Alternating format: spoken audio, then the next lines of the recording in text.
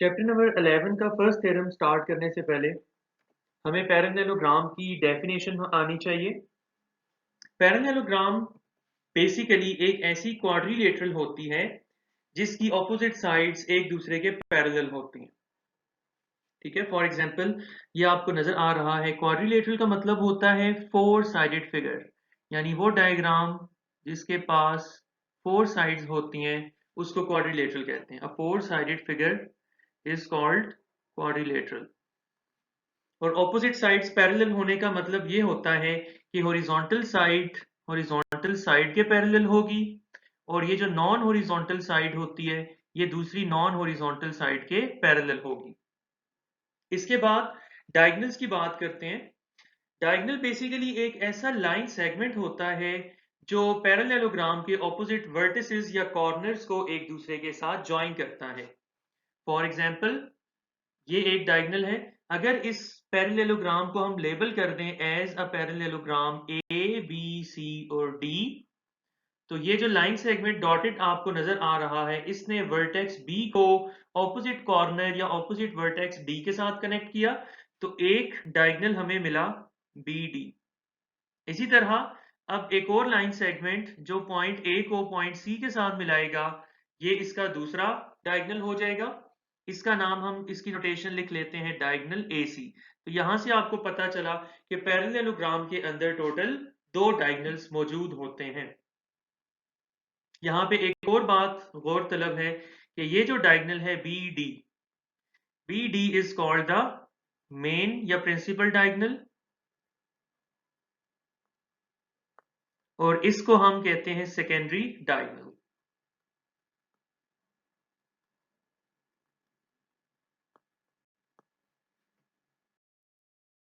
Next अब theorem हम start करते हैं। थ्योरम 11.1.3। सबसे पहले डायग्राम को हम लेबल करते हैं और स्टेटमेंट का बेसिक कंसेप्ट में आपको बताता हूं कि इस थ्योरम में हमें क्या गिवन है और हमें करना क्या है। इस थ्योरम के लिए हम कंसिडर करते हैं एक parallelogram A B C D. इस थ्योरम के याद रखिएगा तीन पार्ट्स हैं। फर्स्ट पार्ट के अंदर हम लोगों ने ऑपोजिट साइड्स को एक दूसरे के कॉन्ग्रुएंट प्रूव करके दिखाना है, यानी पार्ट वन में हमें प्रूव करके दिखाना है ऑपोजिट साइड्स आर कॉन्ग्रुएंट। तो ऑपोजिट साइड्स कौन कौन सी हैं? हॉरिजॉन्टल साइड को हॉरिजॉन्टल साइड के कॉन्ग्रुएंट प्रूव करके दिखाएंगे, ए बी को कॉन्ग्रुएंट प्रूव करके दिखाएंगे डी सी के, और इस नॉन हॉरिजॉन्टल साइड को नॉन हॉरिजॉन्टल साइड के कॉन्ग्रुएंट प्रूव करके दिखाएंगे, यानी we also need to prove that A D congruent to B C. ये पार्ट वन हो जाएगा। सेकेंड पार्ट में हमने ऑपोजिट एंगल्स को कॉन्ग्रुएंट प्रूव करके दिखाना है, ऑपोजिट एंगल्स को कॉन्ग्रुएंट प्रूव करके दिखाना है। तो आप देखिए कि एंगल ए का ऑपोजिट एंगल कौन सा बन रहा है? सी। तो पता चला हमने एंगल ए और एंगल सी को एक दूसरे के कॉन्ग्रुएंट प्रूव करके दिखाना है। सिमिलरली एंगल बी और एंगल डी को कॉन्ग्रुएंट प्रूव करके दिखाएंगे। तो यहां से हमारा पार्ट टू प्रूव हो जाएगा। और थर्ड पार्ट में हमने प्रूव करके दिखाना है कि डायगोनल्स जो हैं वो एक दूसरे को बाइसेक्ट करते हैं, यानी ये अगर एक डायगोनल हमने ड्रॉ किया AC, फिर दूसरा डायगोनल ले आए BD, तो हमने प्रूव करके दिखाना है कि diagonals BD and AC bisect each other. Third part में क्या करना है हम लोगों ने? डायगोनल्स की बाइसेक्शन शो करनी है। अगर डायगोनल्स एक दूसरे को बाइसेक्ट करते हैं तो इनका ये जो मीटिंग पॉइंट होगा, पॉइंट ऑफ इंटरसेक्शन, इसको हम O से लेबल करेंगे, और हम ये प्रूव करके दिखाएंगे कि actually point O is the mid point of both diagonals. अब हम इसकी जो फॉर्मल स्टेटमेंट है वो हम देखते हैं। Prove that in a parallelogram, part one में ऑपोजिट साइड्स आर कॉन्ग्रुएंट, ऐसा हमने प्रूव करके दिखाना है। पार्ट टू में opposite angles are congruent, and part three में the diagonals bisect each other. इसके बाद हम जरा गिवन लिखते हैं। अब गिवन के लिए एक इंपॉर्टेंट पॉइंट आपने याद रखना है। इस थ्योरम में गिवन के नीचे just you have to mention the basic definition of a parallelogram. Previous slide के ऊपर जो पैरेललोग्राम की डेफिनेशन मैंने बताई थी उसको यहाँ गिवन की हेडिंग के नीचे हम लिखेंगे। तो इसकी डेफिनेशन ये होती है कि a quadrilateral in which opposite sides are parallel is called a parallelogram. तो यहाँ पे बेसिकली हमने उन साइड्स को बताना है कि कौन सी साइड किसके पैरेलल है, उसको लेबल करके दिखाएंगे हम। तो हम लिखते हैं in the quadrilateral A B C D. आप देखो मैंने बताया था कि हॉरिजॉन्टल साइड को हॉरिजॉन्टल साइड के इक्वल प्रूव करके दिखाना है आपने, ठीक है। तो ये ऑपोजिट साइड्स हैं बेसिकली एक दूसरे के, तो ये पैरेलल होंगी एक दूसरे के। तो हम लिख देते हैं by definition A B is parallel to D C. Similarly non horizontal side मैंने बताया था नॉन हॉरिजॉन्टल साइड के पैरेलल होती है, तो हम इसको भी मेंशन कर देते हैं A D and B C are also parallel. इसके बाद ये दोनों डायगोनल्स जिस पॉइंट पे एक दूसरे को मीट करते हैं, इनका मीटिंग पॉइंट हमने मेंशन करके दिखाना है कि diagonals A C and B D meet each other at point ओ।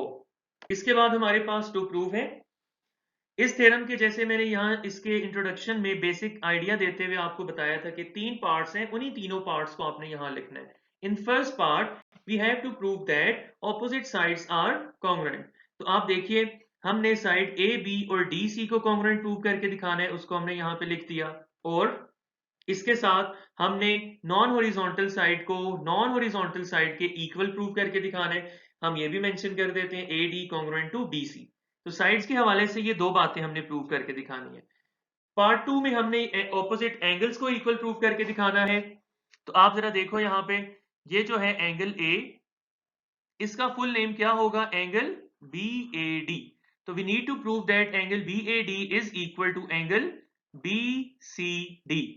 ये ऑपोजिट एंगल्स को एक दूसरे के इक्वल प्रूव करके दिखाएंगे, एंड जो बाकी दोनों ऑपोजिट एंगल्स हैं उनके लिए भी हम प्रूव करके दिखाएंगे कि एंगल ADC ये वाला जो एंगल है वो कॉन्ग्रुएंट है एंगल ABC के, इस एंगल के, ठीक है। ये ऑपोजिट एंगल्स को मेंशन कर दिया। थर्ड पार्ट में हमने प्रूव करके दिखाना है कि डायगोनल्स बाइसेक्ट ईच अदर। अगर डायगोनल्स बाइसेक्ट करते हैं एक दूसरे को तो उनका जो पॉइंट ऑफ बाइसेक्शन होगा उसकी वजह से वो टू इक्वल पार्ट्स में डिवाइड हो जाएंगे। यानी अगर हम इस डायगोनल AC की बात करें, अगर हम बात करें डायगोनल AC की, तो जो इसका पॉइंट मीटिंग पॉइंट था पॉइंट O, वो इसको टू इक्वल पार्ट्स में डिवाइड करता है, ऐसा आपने प्रूव करके दिखाना है। दो इक्वल पार्ट्स कौन कौन से होंगे, OA एंड OC। तो हम इन दोनों की इक्वालिटी प्रूव करेंगे। और इसी तरह आपके पास जो सेकंड डायगोनल था BD, पॉइंट O की वजह से उसके भी दो पार्ट्स हो गए, दो हिस्से हो गए, such that first part is OD and the second part is OB।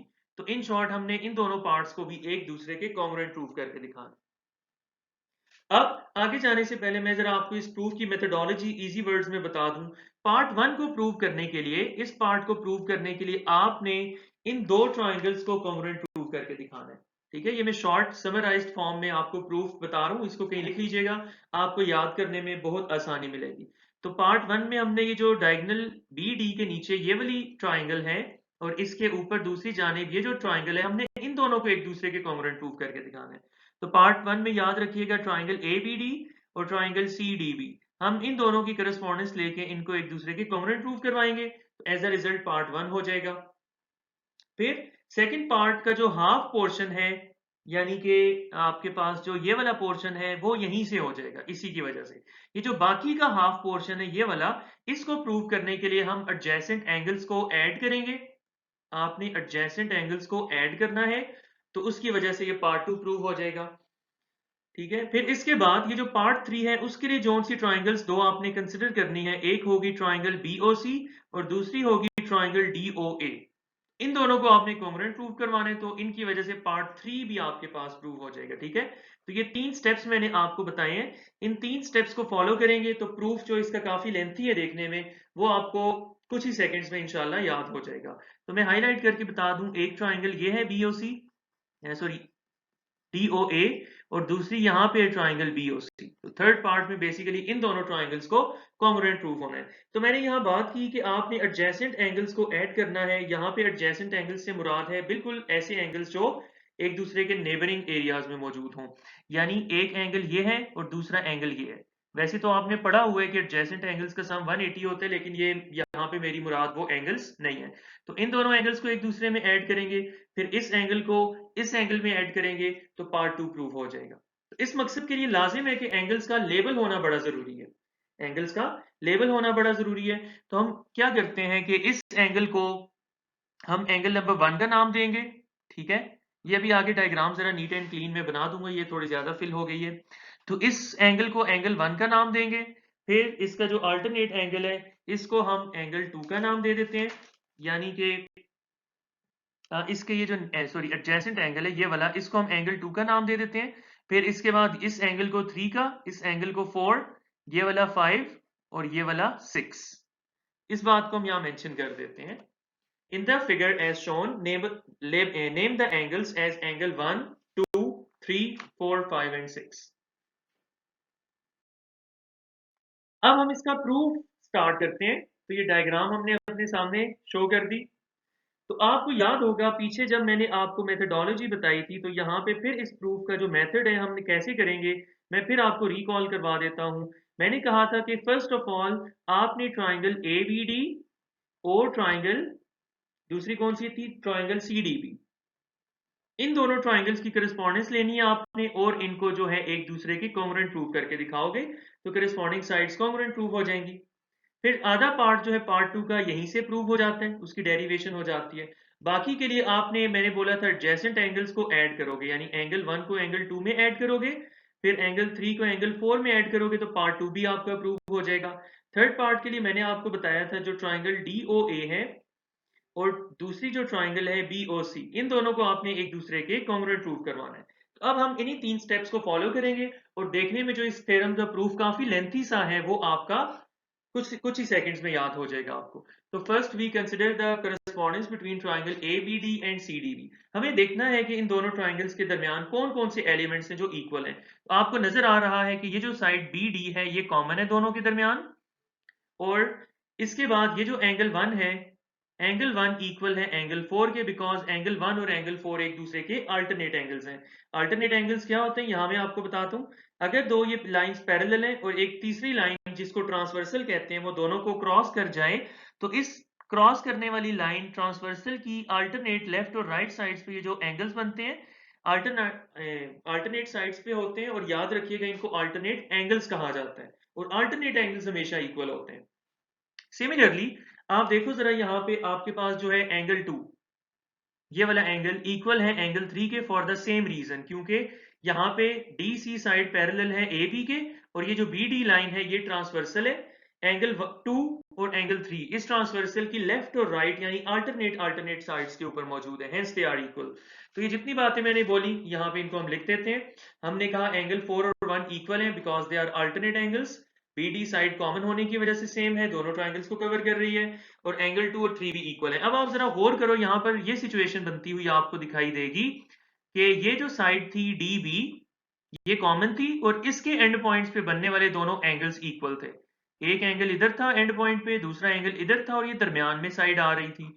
तो ये बन रहा है, आपको नजर आ रहा है ASA थ्योरम। तो अकॉर्डिंग टू ASA थ्योरम जब उसकी कंडीशंस फुलफिल हो जाती हैं ASA की, तो ऊपर मेंशन की गई दोनों ट्राइंगल्स भी कॉन्ग्रुएंट हो जाती हैं। अब अगर ये दोनों ट्राइंगल्स कॉन्ग्रुएंट हैं तो इनकी करस्पॉन्डिंग साइड्स भी कॉन्ग्रुएंट होंगी, यानी हॉरिजॉन्टल साइड कॉन्ग्रुएंट हो जाएगी ऊपर वाली हॉरिजॉन्टल साइड के। इसको हम यहां लिख देते हैं AB congruent to DC and AD congruent to BC। यानी ये जो मैंने लिखा इसके बारे में बता दूं कि करस्पॉन्डिंग साइड कैसे निकालते हैं पैरेललोग्राम में, कि नॉन हॉरिजॉन्टल साइड को नॉन हॉरिजॉन्टल साइड के इक्वल लिखा जाता है और हॉरिजॉन्टल साइड को हॉरिजॉन्टल साइड के इक्वल। अब आपको याद होगा कि हमने पार्ट 2 में आना है, तो मैंने कहा था कि पार्ट 2 का आधा प्रूफ यहीं से डिराइव हो जाता है। कैसे हो जाता है? करस्पॉन्डिंग एंगल्स की वजह से। आप देखो ये जो नीचे वाली ट्राइंगल है आपके पास ABD, उसका एंगल A, और ऊपर वाली ट्राइंगल CDB उसका एंगल C, दोनों इक्वल है। तो इनके फुल नेम, इनको यहाँ पे हम ऐसे लिख देते हैं angle A congruent to angle C, या अगर इनके फुल नेम्स मेंशन करूं तो मैं ऐसे भी लिख सकता हूं इनको कि angle BAD congruent to the angle BCD। Next हमारे पास यहाँ पे आके ये जो पार्ट 1 था यहां से शुरू हुआ और यहाँ पे आके पार्ट 1 कंप्लीट हो गया। यहां से आगे पार्ट 2 इस थ्योरम का प्रूफ स्टार्ट होगा। तो उसके लिए मैंने आपको कहा था कि आपने नेबरिंग एंगल्स को प्लस करना है।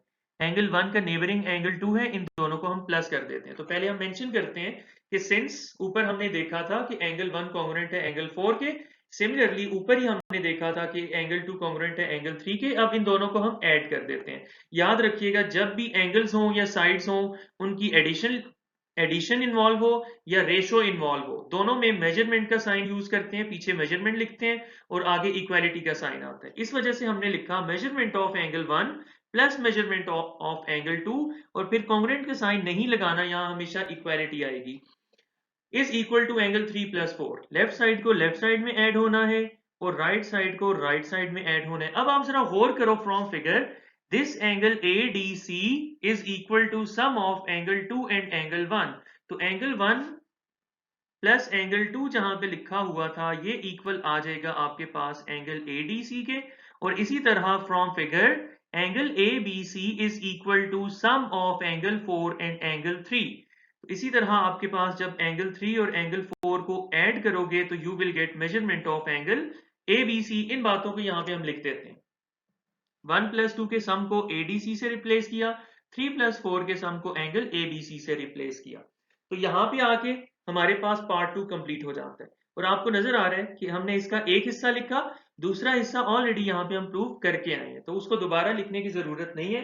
अगर आप लिख दो जो कि बुक में लिखा हुआ है तो अच्छी बात है। यहां से आगे थर्ड पार्ट हमारा स्टार्ट हो रहा है। तो पार्ट 3 के प्रूफ के लिए मैंने आपको बता दिया था कि आपने इन दोनों ट्राइंगल्स की कॉन्ग्रुएंसी ड्राइव करनी है। तो हम इनकी करस्पॉन्डेंस लिखते हैं। इन correspondence between triangle BOC and triangle DOA, हमने देखना है इनके कौन कौन से एलिमेंट्स हैं जो इक्वल है। तो AD साइड BC साइड के इक्वल है, ऐसा हमने पार्ट 1 में प्रूव किया था। यहां पे ये देखिए, और इसके बाद ये जो एंगल 5 है वो इक्वल होगा एंगल 6 के, because both are vertically opposite angles. मैं आपको बता दूं वर्टिकली ऑपोजिट एंगल्स क्या होते हैं। जब भी दो लाइंस क्रॉस करती हैं तो उनकी वर्टिकली ऑपोजिट डाउन अप या डाउन साइड पे ये जो एंगल्स बनते हैं, यानी ऐसे एंगल्स जिनका वर्टेक्स तो कॉमन हो लेकिन कोई साइड कॉमन ना हो, ऐसे एंगल्स को हम वर्टिकली ऑपोजिट एंगल्स कहते हैं। और याद रखिएगा ये हमेशा एक दूसरे के इक्वल होते हैं। इसी तरह ये दोनों एंगल्स एक दूसरे के इक्वल होंगे। फिर उसके बाद अगर आप गौर करो तो ये जो एंगल 2 है हमने ऊपर देखा था, ये एंगल 3 के इक्वल है। ठीक है, तो ये जो दो ट्राइंगल्स थी इनके आपके पास दो एंगल्स और एक साइड इक्वल हो चुकी है। तो आपके पास दो एंगल्स और एक साइड इक्वल होने की वजह से ट्राइंगल्स भी इक्वल हो जाती हैं। इन सारी बातों को यहां हम लिख देते हैं। हमने देखा था, ऊपर प्रूव किया था, BCAD कॉन्ग्रुएंट है। फिर वर्टिकली ऑपोजिट एंगल्स होने की वजह से 5 और 6 कॉन्ग्रुएंट हो गए। फिर उसके बाद अल्टरनेट एंगल्स होने की वजह से 3 और 2 भी कॉन्ग्रुएंट हो गए। तो ये आपके पास बनता है दो एंगल्स और एक साइड, यानी डबल AS थ्योरम। उसकी वजह से दोनों ट्राइंगल्स कॉन्ग्रुएंट हुई। फिर इसके बाद अगर ये दोनों ट्राइंगल्स कॉन्ग्रुएंट है तो इनकी करस्पॉन्डिंग साइड्स भी कॉन्ग्रुएंट होंगी, यानी OC will be congruent to OA and OD will be congruent to OB। Next हमारे पास MCQs है। इन the shown figure what is the answer of angle x plus 1। आप देखिए जरा, हमने अभी अभी पढ़ा था कि पैरेललोग्राम में ऑपोजिट एंगल्स इक्वल होते हैं, तो एंगल x की मेजरमेंट इक्वल होगी 64 के। बट क्वेश्चन में एंगल x नहीं पूछा बल्कि एंगल x प्लस 1 पूछा है। तो खुद से आपने इसमें जब प्लस 1 करना है तो answer will be 65। Beta option is the correct option. Next है हमारे पास what is the value of x in the shown parallelogram. हमने इस पार्ट 1 में प्रूव किया था थोड़ी देर पहले कि पैरेललोग्राम की ऑपोजिट साइड्स इक्वल होती हैं। तो 2x will be equal to 15 minus 3x। ये 3x लेफ्ट हैंड साइड पे आके प्लस हो जाएगा। 2 plus 3 will be 5x. Divide both sides by 5, you will get x is equal to 3. Beta option is correct option. Next है हमारे पास find the value of x in the following diagram. तो इस MCQ के पहले मैं आपको बता दूं कि ऑप्शंस यहाँ पे गलत हैं सारे, इसको हम ठीक कर लेते हैं। तो मैं कैलकुलेशन करके आपको दिखा देता हूँ कि डायगोनल्स चूंकि एक दूसरे को बाइसेक्ट करते हैं, यानी point O is the mid point of BD, तो पॉइंट O की वजह से BD के टू इक्वल पार्ट्स हो जाएंगे, यानी मेजरमेंट ऑफ OD और मेजरमेंट ऑफ OB। और बाइसेक्शन की वजह से दीज पार्ट्स आर इक्वल। अब देखो आप जरा, यहाँ पे OD की मेजरमेंट है 3.5, OB की मेजरमेंट है x। सो इसका करेक्ट ऑप्शन किसी एक जगह पे हम लिख लेते हैं 3.5, ये इसका राइट ऑप्शन होगा।